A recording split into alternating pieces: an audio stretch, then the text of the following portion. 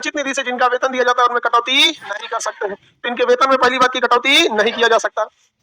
दूसरा, supreme court के जज के वेतन वगैरह में कभी भी कटौती नहीं कर सकते जब तक आपातकाल वगैरह ना लागू हो। इनका वेतन कितना है भैया? 2,80,000। अन्य जज का 2,00,000, तो 2,80,000 चीफ जस्टिस ऑफ इंडिया। अन्य जजों का 2,50,000। ये तो कोई बहुत बड़ा टॉपिक तो नहीं है भैया ये वेतन वाला। तो आप देखते हैं 126, 127 और 128, ये इंपॉर्टेंट है, इसको समझिए। 126 में कहता है कार्यकारी मुख्य न्यायाधीश, कार्यकारी मुख्य न्यायाधीश, मुख्य न्यायाधीश। ये क्या कहता है कार्यकारी मुख्य न्यायाधीश? समझिएगा ध्यान से कि हमारे सुप्रीम कोर्ट में 33 जज और एक चीफ जस्टिस ऑफ इंडिया है। एक chief justice of India, total कितने हैं? 34। 33 जज और एक चीफ जस्टिस ऑफ इंडिया, हाँ, तो टोटल कितने हो गए? 34 हो गए। अगर chief justice of India available नहीं है, छुट्टी पे गए हैं, बीमार हैं या कुछ भी हो गया है, chief justice of India available नहीं है, तो इन 33 जज में जो सबसे सीनियर होगा वो टेम्पोररी काम करेगा चीफ जस्टिस का। टेम्पोररी काम करेगा चीफ जस्टिस, उसी को कहेंगे कि मुख्य न्यायाधीश नहीं कहेंगे, कार्यकारी मुख्य न्यायाधीश, उसे कार्यकारी मुख्य न्यायाधीश कहेंगे। परमानेंट मुख्य न्यायाधीश या कार्यकारी मुख्य न्यायाधीश? कार्यकारी मुख्य न्यायाधीश। अब फिर जैसे वो आएंगे वो अपनी जगह पे चले जाएंगे। तो मुख्य न्यायाधीश का काम ही क्या है? तो समझो ध्यान से कि सुप्रीम कोर्ट में जो मुकदमे आते हैं, आज किसको कौन से मुकदमे देना है, रोस्टर डिसाइड करना है कि 80 ठो आप मुकदमा पकड़िए, ये आप लीजिए, ये आप लीजिए, ये आप लीजिए। तो बड़ा रोस्टर डिवाइड करता है कि किसको कौन सा मामले दिए जाएंगे। ऐसा नहीं है कि आपका कोई फेवरेट जज है उनके पास अपना मुकदमा लगा लीजिएगा। डेली उसका क्या रहेगा? अलग अलग स्लॉट बांटना होगा। कौन बांटेगा? CJI, chief justice of India. अगर मुख्य न्यायाधीश नहीं है तो कार्यकारी मुख्य न्यायाधीश इस काम को करते हैं। कौन करेगा? वो कार्यकारी मुख्य न्यायाधीश। अब कार्यकारी मुख्य न्यायाधीश कहां से बनेंगे? उन 33 में से एक को क्या बना दिया जाएगा? कार्यकारी मुख्य न्यायाधीश। अब आगे समझते हैं। 127 जो है इसमें तो किसी को दिक्कत नहीं कार्यकारी मुख्य न्यायाधीश में। 127 है एडहॉक जज। कौन सा जज? एडहॉक जज। एडहॉक जज को हिंदी में कहते हैं तदर्थ न्यायाधीश। कौन सा न्यायाधीश? तदर्थ न्यायाधीश। तदर्थ न्यायाधीश, एडहॉक जज की चर्चा है। समझिए ध्यान से, जब कभी भी सुप्रीम कोर्ट में अगर मुख्य न्यायाधीश नहीं थे तो कोई बहुत बड़ा संख्या पे तो असर नहीं पड़ा था, हम एक को कार्यकारी मुख्य न्यायाधीश बना दिए थे। लेकिन जब कभी भी सुप्रीम कोर्ट में जजों की संख्या ही कम हो जाए, यानी इस 33 में ही कमी आ जाए, 10 तो जज छुट्टी पे चले जाए, अचानक पता चला किसी वायरस से संक्रमण हो गया, 15 को जज बीमार पड़ गए, नहीं समझे, या 10 जज चले गए इंटरनेशनल कोर्ट में किसी डेलीगेशन को लेके, या फिर इसमें किसी भी कारण से जजेस की संख्या सुप्रीम कोर्ट में बहुत कम हो गई, लेकिन सुप्रीम कोर्ट में जो मामले जाते हैं बहुत सीरियस मामले जाते हैं, तो कहा गया है कि उस कंडीशन में हमें कुछ ना कुछ उपाय करना है ताकि जज यहाँ पर आए। तो उसलिए कहा गया है कि हाई कोर्ट से जज को मंगाया जाएगा। कहां पर? सुप्रीम कोर्ट में। हाई कोर्ट से जज को मंगाया जाएगा सुप्रीम कोर्ट में कुछ समय के लिए कि भैया आप आ जाओ यहाँ पर, छोड़ो हाई कोर्ट का काम, यहाँ आ जाओ। तो इसी को कहा जाता है एडहॉक जज। एडहॉक जज का अर्थ हिंदी में होता है तदर्थ न्यायाधीश। अब एक बार क्वेश्चन पूछा था कि एडहॉक का अर्थ क्या होता है, तो एडहॉक का अर्थ होता है टेम्पोररी। एडहॉक का अर्थ होता है टेम्पोररी, लेकिन इसका कानूनी अर्थ होता है कि इस काम के लिए। एडहॉक का अर्थ क्या होता है? इस काम के लिए, कि मतलब आपको परमानेंट नहीं बुला रहे हैं, इस काम के लिए बुला रहे हैं। अगर ये काम खत्म तो आपका भी काम खत्म। तो एडहॉक जज परमानेंट होता है या अस्थायी? कहां से आता है एडहॉक जज? High court. कहां से आएगा?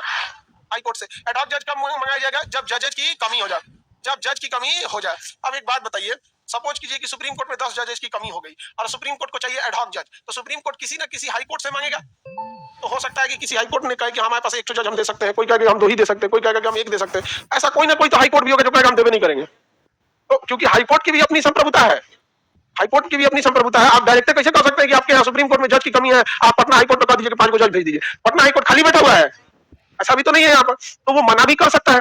तो इसी में कहा गया है कि एडहॉक जज, अगर सुप्रीम कोर्ट एडहॉक जज मांग रही है तो कोई हाई कोर्ट उस एडहॉक जज देने से मना भी कर सकता है, ये उसके ऊपर डिपेंडेंट है। अब अगर कोई एक जज मना कर सकता है, सॉरी, अगर कोई एक हाई कोर्ट मना कर सकता है, तो ऐसा भी हो सकता है कि सुप्रीम कोर्ट में एडहॉक जज की जरूरत हो और सारे के सारे हाई कोर्ट मना कर दे, मुंह लटका के सीजीआई वापस जाए।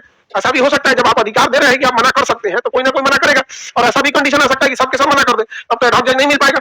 ऐसा कंडीशन हो सकता है कि कोई भी हाई कोर्ट देने को तैयार है ना नहीं हो, लेकिन अमूमन एडहॉक जज मिल जाते हैं। और एडहॉक जज क्या जाते हैं? मिल जाते हैं। एडहॉक जज जो होते हैं जब हाई कोर्ट से जाते हैं तो वो जब वो सुप्रीम कोर्ट में जाते हैं तो जितने दिन तक वो सुप्रीम कोर्ट में काम कर रहे होते हैं उतने दिन तक उन्हें सुप्रीम कोर्ट के जज के बराबर सैलरी मिलती है और हाई कोर्ट वाली सैलरी रोक दी जाती है, क्योंकि आपको एक ही पोस्ट की सैलरी मिलेगी। पावर, वेतन, भत्ता, सारा चीज वही हो जाता है उन लोग का, बट वो टेम्पोररी होते हैं। जैसे छोड़ के आते हैं वहां का रोक दिया जाता है, वापस अपने हाई कोर्ट के हिसाब से काम करने लगते हैं। किसी को कोई दिक्कत? तो एडहॉक जज जो होते हैं वो कहां से लाए जाते हैं? हाई कोर्ट से। Chief justice of India high court से मांग कर सकते हैं, समझा गया? अब एडहॉक जज की मांग कौन करेगा? चीफ जस्टिस मांग करेगा या राष्ट्रपति मांग करेगा? राष्ट्रपति मांग करेगा। और chief justice of India request करेगा, और लेकिन मांग कौन करेगा? राष्ट्रपति के पास लेकर कौन भेजेगा? Chief justice. और चीफ जस्टिस और राष्ट्रपति कहां भेजेगा? High court. हाई कोर्ट मना कर सकता है या नहीं? बिल्कुल मना कर सकता है। अच्छा, अगर हाई कोर्ट मना कर दिया और एडहॉक जज नहीं मिल पाए तो कहा गया है, तो अगर हाई कोर्ट मना कर दे और एडहॉक जज नहीं मिल पाए तो सुप्रीम कोर्ट का जो ऑलरेडी रिटायर्ड जज है, सुप्रीम कोर्ट का सेवानिवृत्त जज यानी रिटायर्ड जज को ही काम पे लगाया जाएगा। तब जब नहीं मिल रहा है तो क्या किया जाएगा? जो सेवानिवृत्त हो चुके हैं, रिटायर हो चुके हैं, उन्हें हम लोग किस पे लगाएंगे? ड्यूटी पे लगाएंगे। आप ही सुनिए यहाँ पर, लेकिन पहली प्रेफरेंस किसको देंगे? इसलिए संविधान में भी देखिएगा कि पहले चर्चा किसकी है?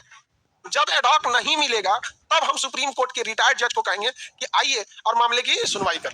सुप्रीम कोर्ट के रिटायर्ड जज दोबारा आके काम कर सकते हैं, फिर उनको उतने दिन के लिए, जितने दिन के लिए वो काम करेंगे, 10 दिन, 20 दिन, 2 महीना, उतना सैलरी उन्हें मिलेगा। और जैसे वापस सारे जज आ जाएंगे उन्हें वापस भेज दिया जाए। तो पहली प्राथमिकता हमें एडहॉक जज को देनी है या रिटायर्ड जज? किसे देनी है? एडहॉक जज को। एडहॉक जज को। रिटायर्ड को इसलिए पर नहीं देनी है वरीयता क्योंकि 65 साल की उम्र के बाद कोई इंसान रिटायर हुआ है, इट मीन शारीरिक क्षमता उतनी नहीं है, नहीं समझे? और एडहॉक जज को वरीयता इसलिए देनी है कि एडहॉक जज अभी भी मतलब कार्यरत है, तो मानसिक और शारीरिक दोनों रूप से वो क्या है? कार्यरत है। अब भाई लोग बोल कहा ना बहुत कहा गया है कि रिटायर जज को लाया जा सकता है, थोड़ी है कि आज का रिटायर का बड़ी हो पूछ सकता है रहे 5 साल हैं पहले रिटायर किया हो तो 65 पे रिटायर किया, 5 साल बाद जाए, बड़ी 70 बैठ साल हुआ बताओ। एज होने के बाद जरूरी नहीं कि कोई इंसान उतना ही मेंटल लेवल पे काम करे। इसके अलावा भी रिटायरमेंट के बाद इंसान का प्रैक्टिस छूट जाता है, तो चीजें भूलने लगती है। जैसे कोई डॉक्टर 2 साल रिटायर हो जाए, घर बैठ जाए, तो उसका फिर आके देखने लगेगा तो आधा दवाई दिमाग से उतर जाएगा, नहीं समझे? हम ही लोग 2 साल पढ़ाना छोड़ दे, उसके बाद आके पढ़ाने लगे तो जो समझाने का जो तरीका है वो दिमाग से उतरने लगेगा। वो चीजें तो रहेंगी, हाँ कैसे कैसे पढ़ाना है, लेकिन एक जो समझाने का तरीका होता है, आप देखिएगा जब भी आप पढ़ते होंगे कोई भी टॉपिक, अभी जैसे डेली का आप देखिएगा तो आपको लगेगा कि एक सीढ़ी की तरह आपको ये टॉपिक फिर उसके बाद समझ में आया, फिर उसके बाद समझ में आया, तो एकदम आपको तैयार के मिलेगा एकदम सारा चीज। ये चीजें मटेरियल में भी लिखी रहती है, लेकिन आप घर पे पढ़िएगा तो आपको अजीब सा लगेगा। यहाँ आने का पूरा एकदम अच्छा से बता दे। 2 साल छोड़ दे तो हम लोग से भी दिमाग से उतर जाएगा कैसे पढ़ाना है, क्या करना है। लॉकडाउन में सोच रहा आधा टेंशन हो गया था कि भुला मत जाए, तो छोड़ देने से हो जाता है। सेवानिवृत्त जज समझ में आ गया? पहले पर वरीयता किसे देनी है? एडहॉक जज को, उसके बाद वरीयता सेवानिवृत्त। तो देखिए ध्यान से, सुप्रीम कोर्ट जो है अपने जजेज का जो संख्या पूर्ति है अर्थात कोरम है, कोरम मतलब संख्या पूर्ति, वो 2 तरह से कर सकती है। एडहॉक जज के थ्रू अपनी संख्या बढ़ा सकती है, अदरवाइज में सेवानिवृत्त जज को बुला के वो भी अपनी संख्या पूर्ति कर सकती है। किसी को कोई दिक्कत? आगे बढ़े आप लोगों, वकील लोग, कोई दिक्कत?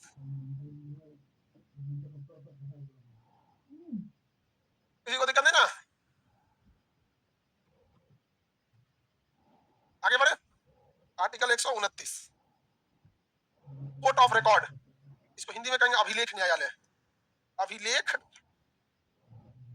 न्यायालय, अभिलेख न्यायालय, कोर्ट ऑफ रिकॉर्ड।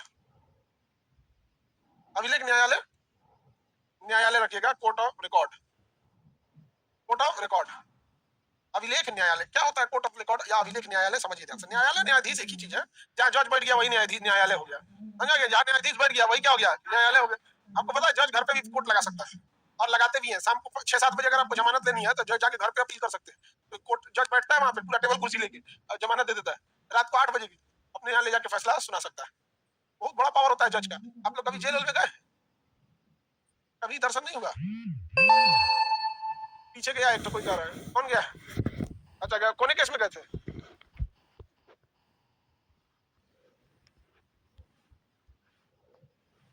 घूमने गए थे? बकलोल कहीं पे। चलिए हम आगे बढ़ते हैं। हम लोग जज वगैरह का पावर बहुत होता है, वो कोर्ट में भी मतलब घर से भी हियरिंग कर सकते हैं। आप लोग को पता नहीं आपके टाइम पे क्या सिस्टम था? हम लोग जब इंटरमीडिएट में पढ़ते थे ना, तो जो साइंस लिए रहते थे लोग, तो साइंस में 30 नंबर का प्रैक्टिकल होता है। आप लोग में पता नहीं है, अब ऐसे ही अभी भी चल रहा है। प्रैक्टिकल में कोई बहुत बड़ा चीज होता नहीं, लेकिन पास करना जरूरी रहता था। तो कुछ सरकारी टीचर लोग को कुछ गुरुदक्षिणा दिया जाता था और प्रैक्टिकल में पास कर देते थे। अच्छा हम लोग में क्या था कि भाई जैसे हम मैथ्स वाले के लिए 2 ठो प्रैक्टिकल है, फिजिक्स है, केमिस्ट्री। तो एक हमारे केमिस्ट्री वाले टीचर के पास एक विद्यार्थी फोन किया, सर गुरुजी यानी पास कर देम। तो ठीक है पास कर देम। तो कहाँ बाड़ो? तो कह रहा है कि हम जेल में बनी है। जेल में था, अब कह रहा था तेरे पास कर देंगे। ऐसा ऐसा तो लड़का रहता है सब। अब कुछ लोग सच में बदमाशी करके जेल में जाता है, अब कुछ तो बिना मतलब वो कुछ फंसा देते हैं, वो भी गड़बड़ बात है। आगे बढ़ते हैं। अरे जेल में बहुत ज्यादा जगह होता है, जेल में बहुत जगह होता है। यहाँ पे गांधी मैदान देख रहे हो, वैसा अंदर ग्राउंड होता है, क्रिकेट मैच सब होता है, सारा साफ सफाई कैदी करता है। उसमें डिसाइड होता है कि कौन माली बनेगा, कौन चपरासी बनेगा, कौन खाना बनाएगा, कौन खाना परोसेगा, कौन बर्तन माजेगा, कौन फाइल ढोएगा, जेलर को पंखा कौन डुलाएगा, सारा चीज होता है उसमें। तुमको अंदर पूरा स्पेस होता है, बड़ा जगह होता है। आगे बढ़ते हैं। किसी को दिक्कत? हाँ लाइब्रेरी होती है अंदर, जेल के अंदर पढ़ाई होती है, लाइब्रेरी होती है, जाना है क्या? अभिलेख न्यायालय किसे कहेंगे, समझिए ध्यान से। कोर्ट ऑफ रिकॉर्ड या अभिलेख न्यायालय। सुप्रीम कोर्ट जो भी फैसला सुनाएगी, सुप्रीम कोर्ट जो भी फैसला सुनाएगी, वो फैसला अपने आप में एक कानून बन जाएगा, जिसे हम अभिलेख न्यायालय कहेंगे। क्या कहेंगे? तो सुप्रीम कोर्ट का फैसला केवल फैसला नहीं होता है, बल्कि वो एक प्रकार का क्या हो जाता है? कानून बन जाता है। क्या बन जाता है? कानून बन जाता है। जैसे सपोज कीजिए कि आप में कोई विद्यार्थी यहाँ क्लास में बैठा और विदाउट आई कार्ड आ गया और उस पर केस हो गया, तो सुप्रीम कोर्ट में मामला चल गया और सुप्रीम कोर्ट का दिया कि 6 महीना जेल। अब आप समझो, जैसे सुप्रीम कोर्ट फैसला सुना दिया कि विदाउट आई कार्ड एंट्री किए हैं, 6 महीना क्या है? जेल। अब ये पूरे हिंदुस्तान के लिए एक प्रकार का अघोषित कानून है कि अब कोई भी विद्यार्थी विदाउट आई कार्ड जाएगा तो सुप्रीम कोर्ट के उसी फैसले को आधार बनाकर अब उसके ऊपर इतनी लंबी मुकदमा नहीं होगी, बल्कि उसे पकड़ा जाएगा और जज बस ये साबित करने को लिए कहेगा पुलिस को या डिपार्टमेंट को कि ये सच में विदाउट आई कार्ड गया था या नहीं गया था। जैसे ही सिद्ध हो जाएगा कि हाँ सर ये विदाउट आई कार्ड गया था, देख लीजिए सीसीटीवी कैमरा जब गेट पे दिखाया गया, मांगा गया तो नहीं दिखाया, तो जैसे सिद्ध हो जाएगा कि हाँ ये विदाउट आई कार्ड गया था, अब उसके आगे उसको सेशने की जरूरत नहीं है, उठा के 6 महीने की सजा चिपका देगा। जाओ। क्यों? क्योंकि सुप्रीम कोर्ट ने पहले ही एक सजा सुना दिया है। सुप्रीम कोर्ट का जो कानून है, फैसला है, अपने आप में क्या हो जाता है? कानून। अब उससे रिलेटेड जितने मामले रहेंगे ना, बस उसमें सत्यता की जांच करनी है कि सही है या नहीं है। जैसे पता चल रहा है सही है, वही वाला फैसला उठा के चिपका देगा। जा, तुम भी जाओ 6 महीने के लिए। हालांकि ऐसा कोई जेल नहीं होगा आप लोग को, हम इसे समझाने के लिए आपको